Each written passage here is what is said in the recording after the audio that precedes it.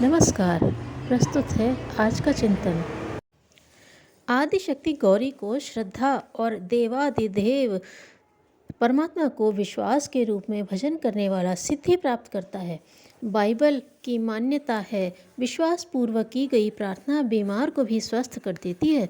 हमारे देश में यह विश्वास जनजीवन में गहराई तक घुला हुआ है कि विश्वास पूर्वक की गई ईश्वरीय प्रार्थनाएं चमत्कारिक लाभ देती हैं। तथापि आज का तर्कवादी जगत पश्चिम के उदाहरण देकर कहता है यह मान्यताएं विभ्रम हैं। लोग यह नहीं जानते कि जिन बातों को इस देश का अंधविश्वास कहा जाता है उन्हीं को पश्चिम में विज्ञान की भांति मानते और लाभ प्राप्त करते हैं। श्रद्धा और विश्वास पूर्वक की गई ईश्वर प्रार्थना से कुछ भी असंभव नहीं। जीवन को किसी निर्दिष्ट ढांचे में ढाल देने वाली सबसे प्रबल एवं उच्च स्तरीय शक्ति श्रद्धा है। यह अंतःकरण की दिव्य भूमि में उत्पन्न होकर समस्त जीवन को हरियाली से सजा देती है। श्रद्धा का अर्थ है श्रेष्ठता के प्रति अटूट आस्था। यह आस्था जब सिद्धांत एवं व्यवहार में उतरती है तो उसे निष्ठा कहते हैं। यही जब आत्मा के स्वरूप जीवन एवं ईश्वर भक्ति के क्षेत्र में प्रवेश करती है तो श्रद्धा कहलाती है। आत्म कल्याण चाहने वाले के लिए और ईश्वर प्राप्ति के विभिन्न प्रयासों के लिए इस शक्ति का उभार अवलंबन आवश्यक है।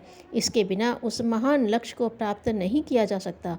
अपनी अंतरात्मा में बैठे हुए परमात्मा को देखने उसे प्राप्त करने का उपाय बताते हुए मनीषियों ने इसी श्रद्धा की गरिमा को प्रस्तुत किया है। रामचरितमानस में श्रद्धा को भवानी और विश्वास को शंकर बताया गया है। इन्हीं दोनों की सहायता से भगवान को प्राप्त किया जा सकता है।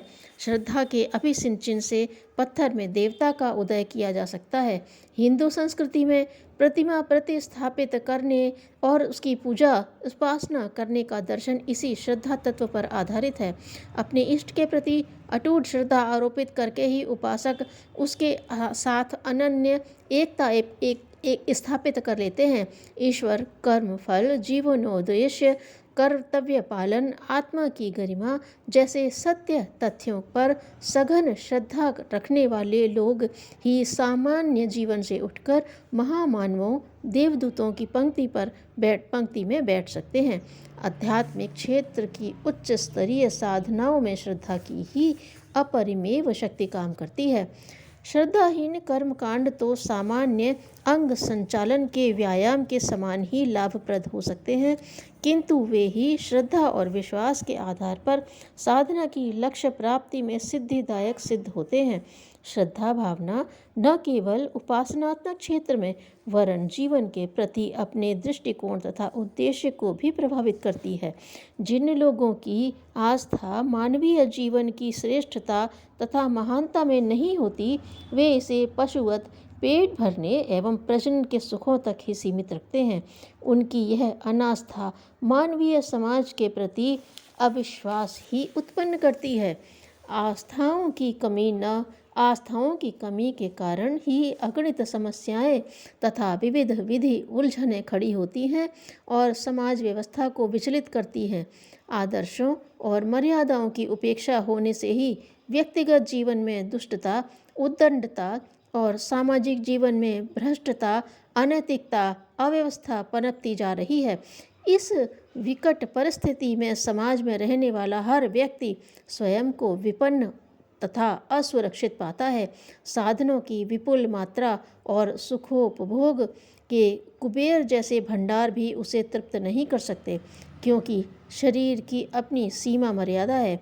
केवल उसके ही सुखों की तृष्णा की पूर्ति में जुट पड़ने वालों का भौतिक जीवन तो व्याधिग्रस्त बनता ही है। अंतःकरण क्षेत्र भी शुष्क, नीरस, भावना विहीन, चिंताग्रस्त, द्वेष और आवेशग्रस्त हो जाता है। इस तरह के व्यक्तियों की स्थिति प्रेत पिशाच से कम नहीं होती। स्पष्ट है कि यह स्थिति कितनी भयंकरता उत्पन्न कर सकती है। आज पश्चिमी देशों में यही सब हो रहा है। मनुष्य स्थूल कम, सूक्ष्म अधिक है। वह भावनाओं के सहारे पैदा होता, भावनाओं में ही जीवित रहता और भाव जगत में ही विलीन होता है। भावनाओं के प्रति सम्मान ही श्रद्धा है। यह संवेदना जहाँ भी होगी वहीं संतोष की निर्झरणी प्रवाहित हो रही होगी। भगवान श्री कृष्ण ने कहा है, सत्वानुरूपा सर्वस्य श्रद्धा भवति भारत।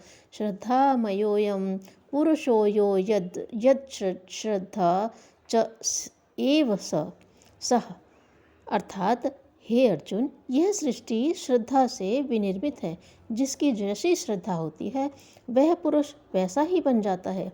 अर्थात अच्छाइयों के प्रति श्रद्धा व्यक्ति को सुख, शांति और प्रसन्नता से भर देती है। श्रद्धा में ही व्यक्तित्व के परिष्कार की वास्तविक सामर्थ्य है। इसीलिए शास्त्रकार कहते हैं, भवानी शंकरौ वंदे श्रद्धा विश्वास रूपिणौ याभ्यां विना न पश्यन्ति सिद्धा स्वान्तस्थमीश्वरम्। हम सर्वप्रथम भवानी और भगवान, प्रकृति और परमात्मा को श्रद्धा और विश्वास के रूप में वंदन करते हैं, जिसके बिना सिद्धि और ईश्वर दर्शन की आकांक्षा पूर्ण नहीं होती। धन्यवाद।